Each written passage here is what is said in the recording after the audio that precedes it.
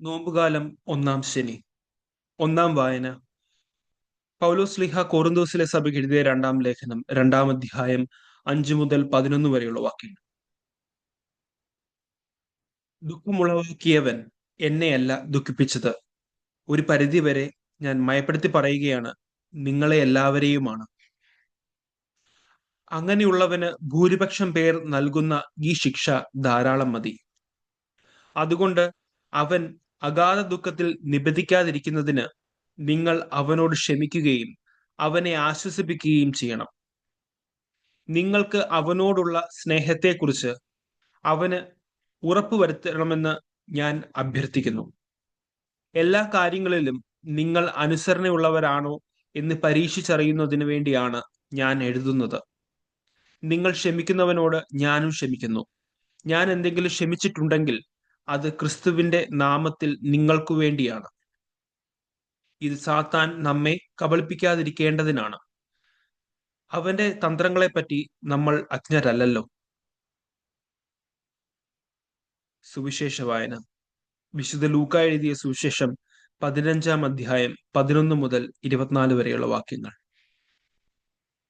അവൻ പറഞ്ഞു, ഒരു മനുഷ്യന് 2 പുത്രന്മാരുണ്ടായിരുന്നു. ഇളയവൻ പിതാവിനോട് പറഞ്ഞു, പിതാവേ, സ്വത്തിൽ എന്റെ ഓഹരി എനിക്ക് തരിക. അവൻ സ്വത്ത് അവർക്കായി ഭാഗിച്ചു. ഏറെ താമസിയാതെ ഇളയ മകൻ എല്ലാം ശേഖരിച്ചുകൊണ്ട് ദൂരദേശത്തേക്ക് പോയി. അവിടെ ധൂർത്തനായി ജീവിച്ചു. സ്വത്ത് നശിപ്പിച്ചു കളഞ്ഞു.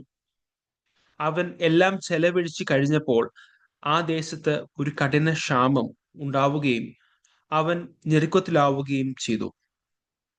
അവൻ ആ ദേശത്ത് ഒരു പൗരന്റെ അടുത്ത് അഭയം തേടി. അയാൾ അവനെ പന്നികളെ മേയ്ക്കാൻ വയലിലേക്ക് അയച്ചു. പന്നി തിന്നിരുന്ന തവിടെങ്കിലും കൊണ്ട് വയറ് നിറയ്ക്കാൻ അവൻ ആശിച്ചു.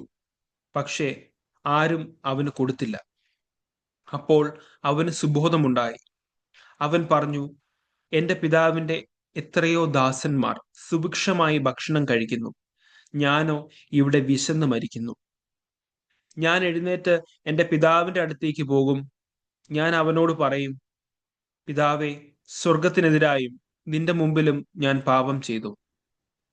നിന്റെ പുത്രൻ എന്ന് വിളിക്കപ്പെടാൻ ഞാൻ ഇനി യോഗ്യനല്ല. നിന്റെ ദാസരിൽ ഒരുവനായി എന്നെ സ്വീകരിക്കണമേ.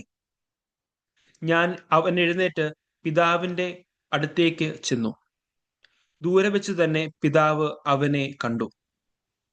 അവൻ മനസ്സലിഞ്ഞ് ഓടിച്ചെന്ന് അവനെ കെട്ടിപ്പിടിച്ച് ചുംബിച്ചു. മകൻ പറഞ്ഞു, പിതാവേ, സ്വർഗത്തിനെതിരായും നിന്റെ മുമ്പിലും ഞാൻ പാപം ചെയ്തു. നിന്റെ പുത്രൻ എന്ന് വിളിക്കപ്പെടാൻ ഞാൻ ഇനി യോഗ്യനല്ല. പിതാവാകട്ടെ തന്റെ ദാസരോട് പറഞ്ഞു, ഉടനെ മേൽത്തരം വസ്ത്രം കൊണ്ടുവന്ന് ഇവനെ ധരിപ്പിക്കുവിൻ. ഇവന്റെ കയ്യിൽ മോതിരവും കാലിൽ ചെരുപ്പും അണിയിക്കുവിൻ. കൊഴുത്ത കാളക്കുട്ടിയെ കൊണ്ടുവന്ന് കൊല്ലുവിൻ.